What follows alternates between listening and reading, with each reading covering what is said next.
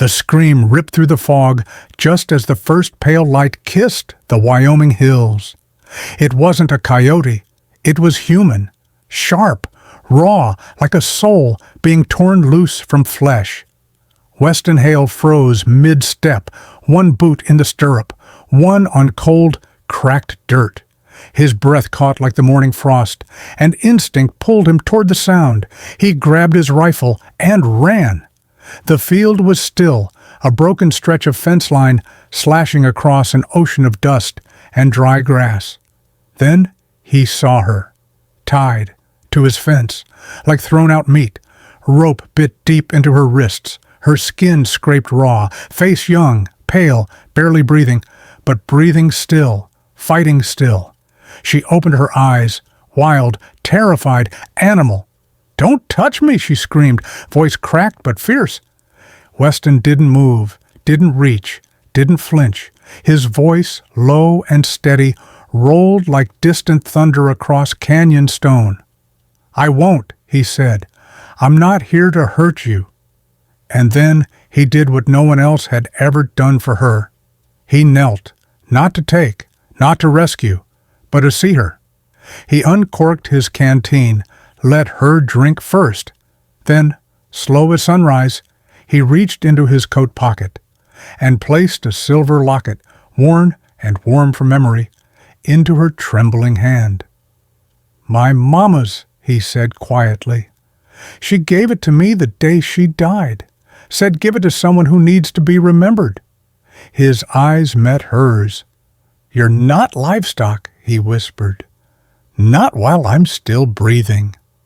Weston didn't carry her. He could have. She was light, too light for a girl her age.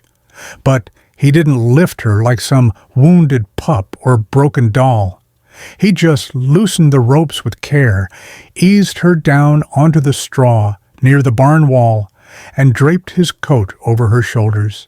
Then he stepped back, far enough to give her space, close enough if she fell. He didn't ask her name, didn't ask who tied her to the fence, didn't ask if she wanted to stay. He simply sat nearby, back against the barn, hat tilted low, watching the fire crackle inside the cabin. She sat in silence, knees to her chest, arms wrapped tight, eyes flicking between him and the tree line, like she was still trying to decide, is this man a shelter or another storm? The night air was dry, sharp. Somewhere a coyote cried.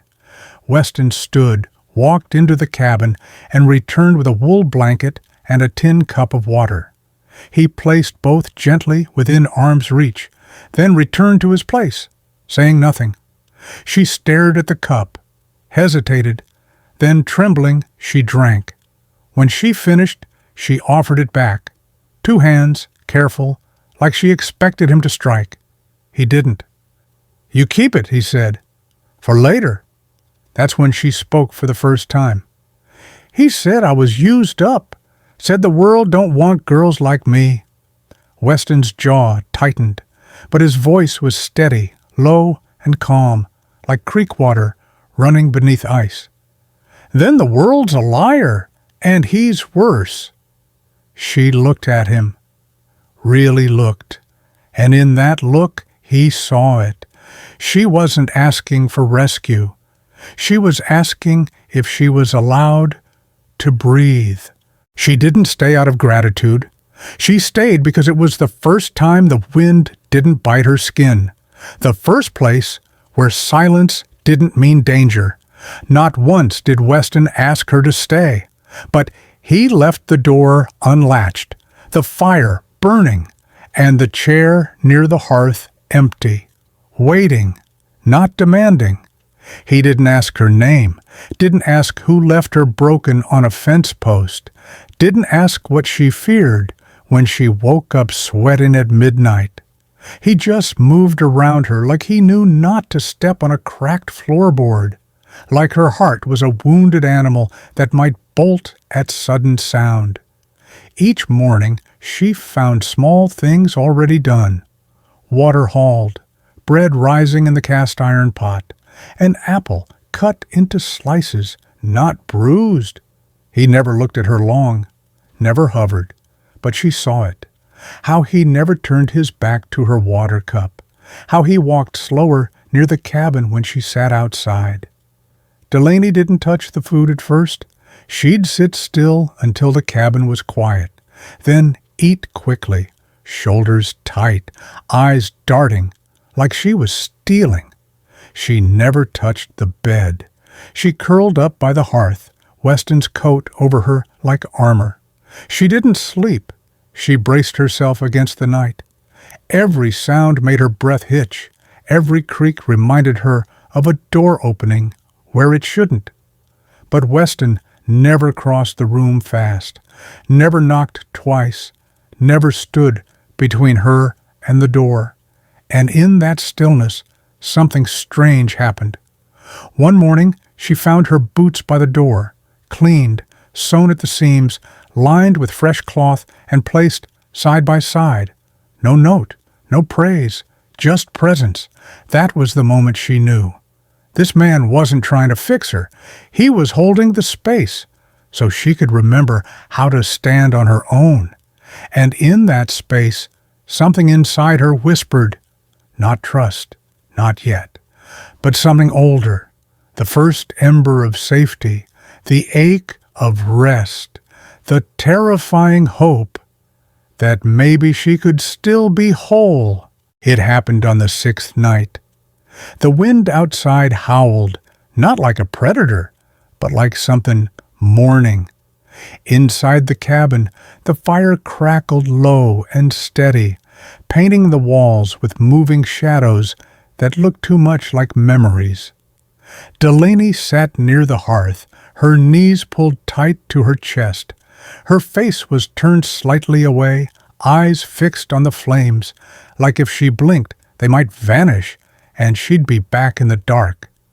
Weston sat across from her, whittling a piece of wood with slow, quiet strokes, his body still, his breathing calm.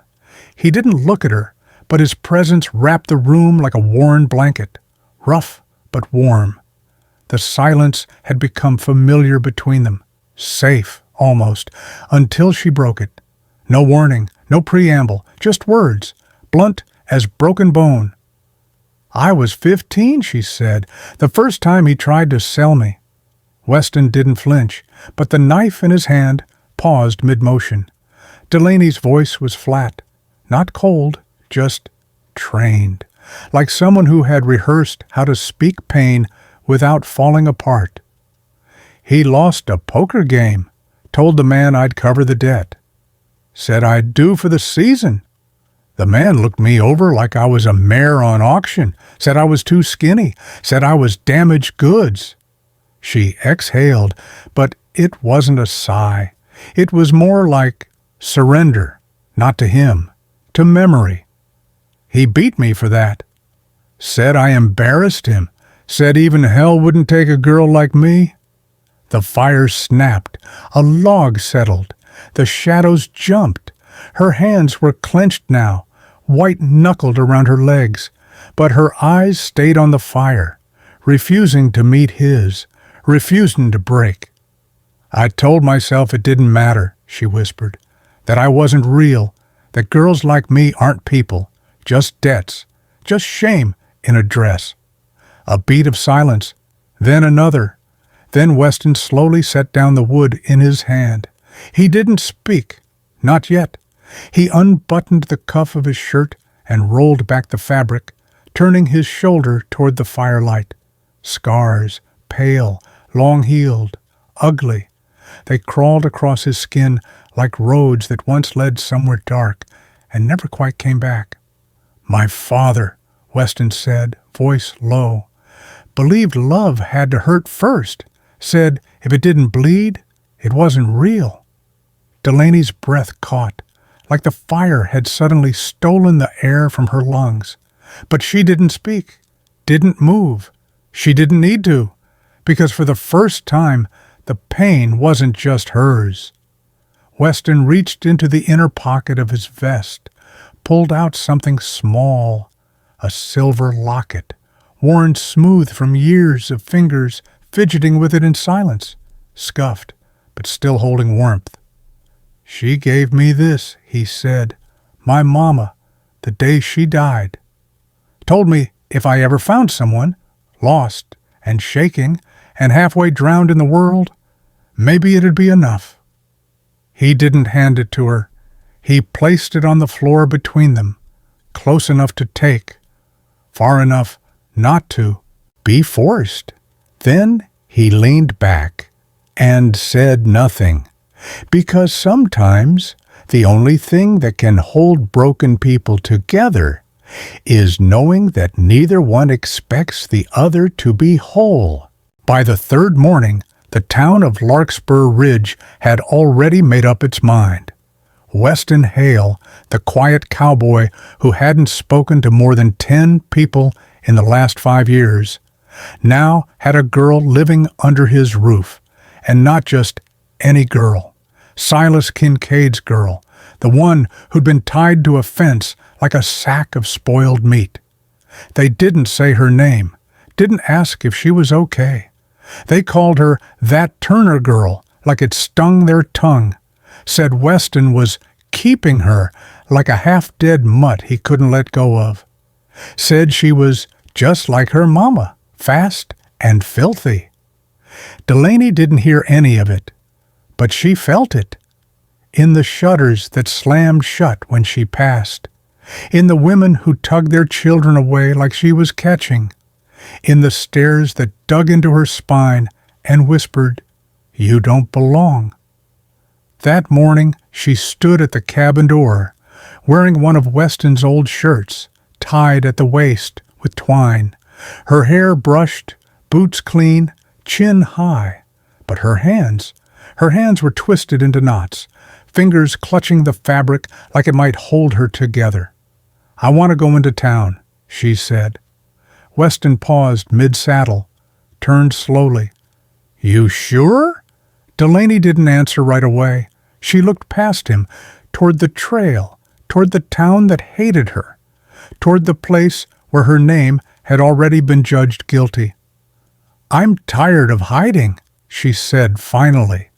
But what she didn't say, what she couldn't, was that she wasn't sure if she was ready to be seen either. They rode in side by side, 2 figures on horseback, silent but solid. They didn't speak, didn't need to, but the silence around them, it screamed. Storefronts emptied like smoke on the wind. The blacksmith stopped mid-swing, his hammer hanging in the air like judgment.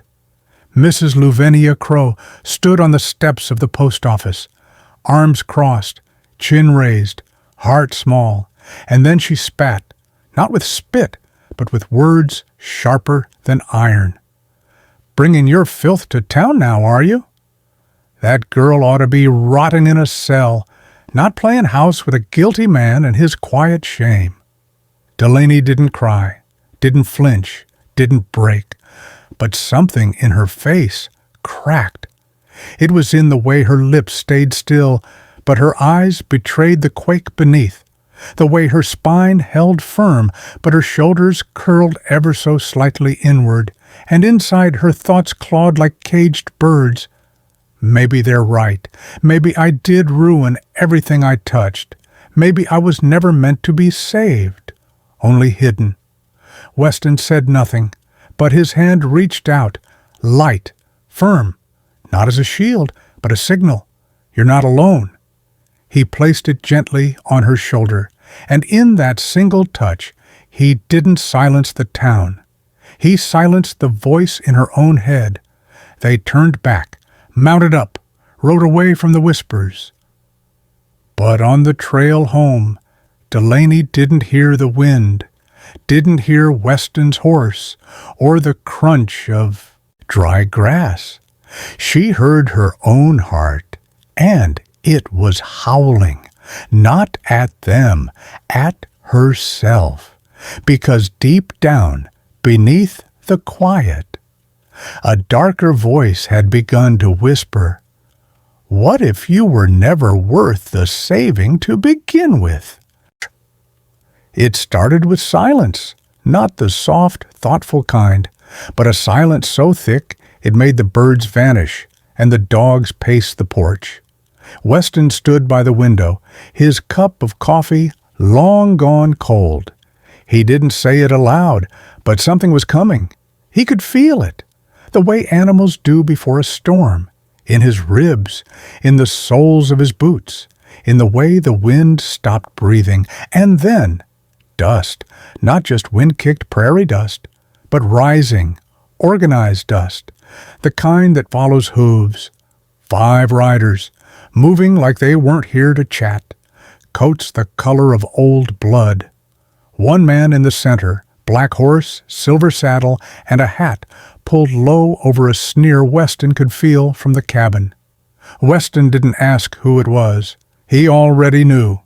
Silas Kincaid had come home, and he didn't come alone. Delaney saw them from the barn window. Her breath froze. Her hands gripped the edge of the hayloft like it might hold her upright.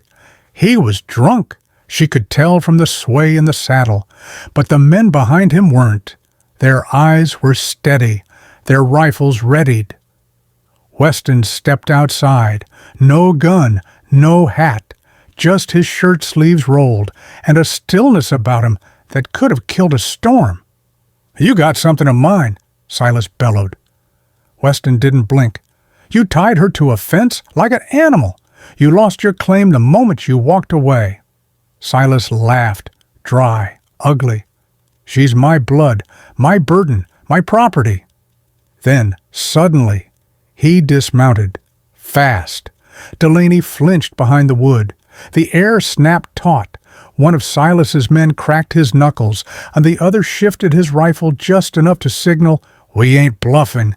And then, a voice neither Weston nor the bastards expected. "You call me your blood," Delaney said, stepping out of the barn, "but I ain't bled for you since the day I stopped calling you father." She held the shotgun, not high, not low, just right. Silas turned, stunned. Her boots kicked up dust with every step. "You gonna shoot your own kin?" he barked. Delaney didn't hesitate. "I already did, the day I buried the girl you broke." The scarred man lifted his boot like he might step forward, then froze, because Weston's voice, calm, cold, cut through the heat. "Next man steps past my gate, leaves a piece of himself in the dirt." Nobody moved, not even the wind. Then Silas spat on the ground, slurred one last word. "She ain't worth dying for." But even as he said it, his eyes flicked to Delaney's hands, steady, certain, unshaking. They rode off. But this time, Weston noticed something new. Delaney didn't lower the shotgun. Not even when the dust had settled. Not even when her hands trembled. Not even when her eyes welled. Because this wasn't about fear anymore. It was about claiming space. And, for the first time, she did. Weston knew not all trouble comes thundering. Sometimes it creeps, like a fever in the night, like guilt, quiet, until it tears the door down. At dawn the wind shifted. The dogs didn't bark. They howled, low and guttural. Weston stepped onto the porch, scanned the ridge. Dust again, but not chaotic dust. This was measured, intentional, coming in clean lines, like numbers written in blood, 5 riders, long coats, polished saddles, eyes like bank ledgers, and hearts colder than steel. Delaney was the first to speak. Her voice cut the air. "It's him," she whispered. "The one who bought my name on paper. The man who said I was debt. Property." Weston didn't curse, didn't panic, but his jaw tightened, tight enough to crack stone. He moved like a man who'd done this before. Fast, quiet, without doubt. He shut the front door, barred it, shoved the table against it like muscle could hold back fate. From beneath the floorboards, he pulled a satchel. Inside, bullets, a second Colt, and a tin marked only with one word burned into the lid. Silence. Delaney stood by the wall, gripping the Winchester, hands shaking, eyes full of storm. "I've never shot anyone," she said. Weston loaded his weapon without looking up. "You'll know when." Then the transformation began. The cabin became a fortress. Hay bales stacked chest-high, curtains torn for bandages, windows no longer windows, but aiming sights. Outside, the wind held its breath. Then, gunfire. Not a single warning. No, "Who's there?" Just crack. Then boom. Then everything screaming. Weston took the loft. The first man didn't make it past the gate. Dropped like a scarecrow. The second, hit in the shoulder, howled like a dying hound. The others spread out. One headed to the left flank. The other disappeared behind the barn. Then a shotgun blast blew open the side door. Dust swallowed the room. Weston dove. 2 bodies hit the floor, fists, elbows, boots. The world turned into muscle and rage. The man was bigger, meaner. He got the upper hand fast. A knife flashed. Weston's arm split open. Blood painted the floor. The blade rose again, and then, boom! The sound cracked through bone and wood. The man jerked. His head snapped left, then fell, dead weight, blood pooling. Weston blinked, looked up. Above him, Delaney. Her eyes were wet, her shoulders shaking, but her aim still steady. Smoke curled from the rifle barrel. She didn't speak. She didn't collapse. She just looked at him. And he nodded once, like saying, "I see you now." She nodded back, then slowly lowered the rifle and dropped to her knees, not in defeat, but in relief. And something else neither of them would say yet. Victory. The gunfire faded. The dust settled like ash after a storm. But Thatcher Reddick remained still. Sitting tall on his black horse, he looked less like a man and more like time itself. Old, calculated, cold. Delaney stayed hidden in the loft, her breath held, her heart racing, but her body frozen. Weston stepped out into the open, no gun in hand, no hat on his head, just blood on his sleeve, and fury beneath the surface, 10 paces apart, no raised rifles, just 2 men with unfinished truths between them. Reddick spoke first, not loud, not angry, just precise. "That girl? She's mine by contract, signed, sealed, paid for, fair, and legal." Weston's eyes didn't waver. "You can't buy what ain't for sale." Reddick chuckled, like steel sharpening on stone. "Everything's for sale, cowboy. It's just about who's willing to bleed more than they bargain."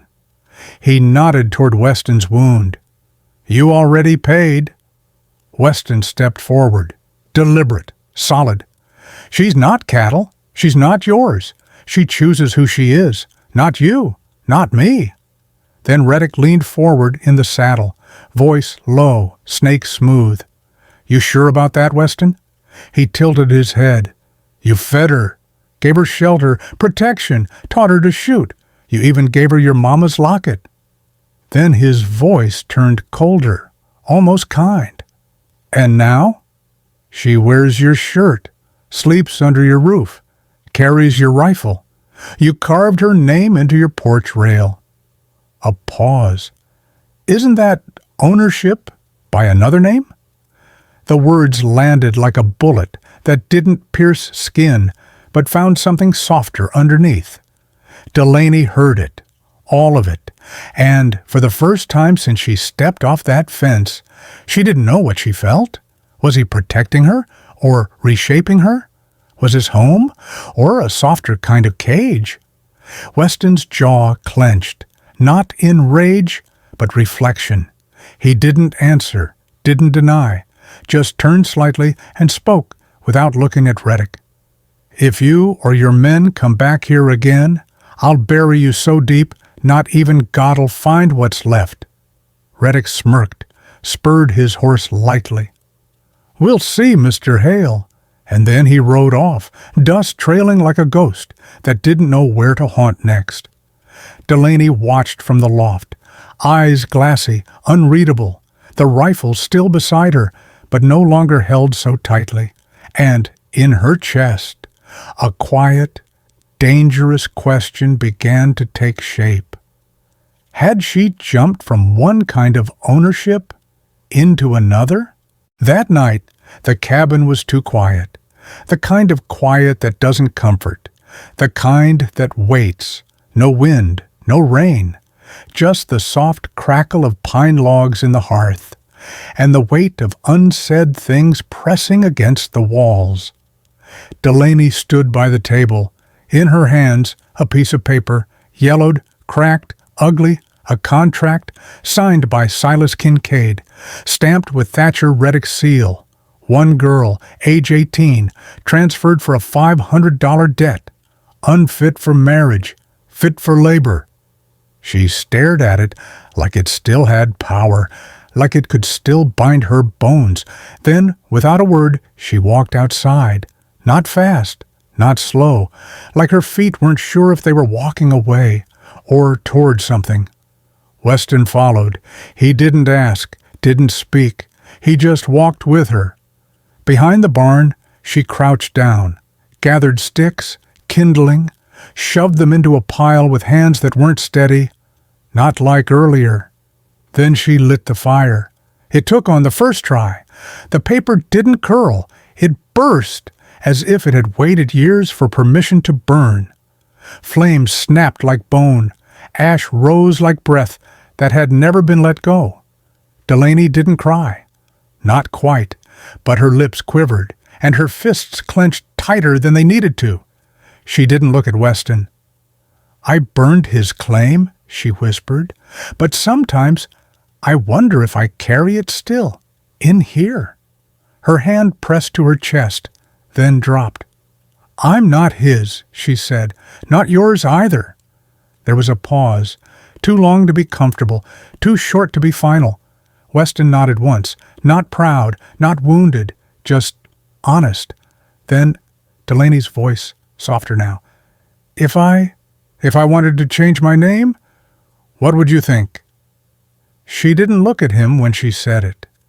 Because even now, even after the blood and fire and silence, part of her still feared being claimed again.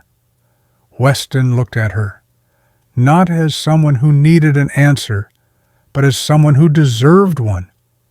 "I'd take yours," he said, quiet, steady, like sunrise.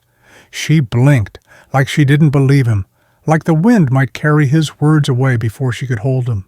Then she laughed, not like a child, not like a woman healed, but like someone still cracked and laughing anyway. She took one step forward, and another, not because he reached for her, not because he saved her, but because despite everything, she still chose him, even with all the doubt, even with the tremble in her step. And Weston, he didn't move. He just stood still, so she could take every step for herself. There was no preacher, no veil, no bouquet of white flowers. Delaney walked barefoot across the prairie, hair braided with wild sage, a simple white dress stitched by her own hands. No one gave her away because she was no one's to give. Weston waited beneath the old oak, clean shirt, hat in hand, eyes steady but softer than ever before. The townsfolk came, not many, just a few who once whispered behind windows, now cracked open. They brought jars of jam, garden seeds, quiet nods, and folded notes that read, "We were wrong." The sheriff stood nearby, silent. Delaney reached him. She didn't smile big, she didn't cry, but her fingers found his, like choosing him again, right then. Weston said nothing. No vows, just took a ring, shaped from a horseshoe nail, bent by his own hand, and slid it onto hers. "You're not mine," he said. "You chose me, and I'll choose you. Every damn day I'm still breathing." Delaney looked up, Eyes calm, voice soft. No man ever chose me without a price, till you. They didn't kiss, didn't need to, because when two broken things find the courage to stand side by side, that's the loudest vow a soul can make. That night, they sat on the porch, stars above, the fire inside crackling low, the wind brushing past like it remembered every word. Weston looked over and said, "Evenin'." Mrs. Hale Delaney leaned back, traced the carved letters on the chair arm, then smiled, not wide, not bright, but real. Evenin', Mr. Hale and the stars, old and knowing, shimmered like they had heard something holy. But after a while, after the wind had moved on and Weston had gone inside, Delaney stayed a little longer, alone. She looked down at the ring, turned it slowly, then whispered, not to him, not to the stars, but to herself, "I just hope I didn't trade one cage for another." And in the darkness, the prairie said nothing, just breathed, final refoal. In a land where names were bought and women were traded like cattle, Delaney Kincaid didn't beg. She didn't break.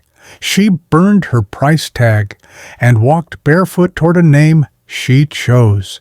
Not a name someone gave her, not a name someone bought, but one born from pain, stitched by her own hands and whispered back to the wind like a challenge. Weston Hale never saved her. He didn't ride in like a hero. He simply stood still, long enough, quiet enough, for her to save herself. What began as rescue became something far rarer. Mutual respect, earned trust, a love that asked for nothing, yet offered everything. There were no grand vows, no preacher, no paperwork, just one silver ring, one quiet nod, and two broken souls standing side by side beneath an old oak tree, not to own each other, but to walk beside one another. They built something no paper could ever prove, a bond carved in silence, tempered by fire, and witnessed by stars too old to be surprised by anything. Except this, because this wasn't just a love story, it was a declaration that a woman is not saved when a man pulls her from the dark, but when she walks out of it herself and sees he's still there, not waiting to claim her, but to be chosen in return. And maybe that's the deeper truth we're afraid to say out loud, that freedom isn't the absence of chains. It's the power to choose which doors you walk through and which ones you lock behind you.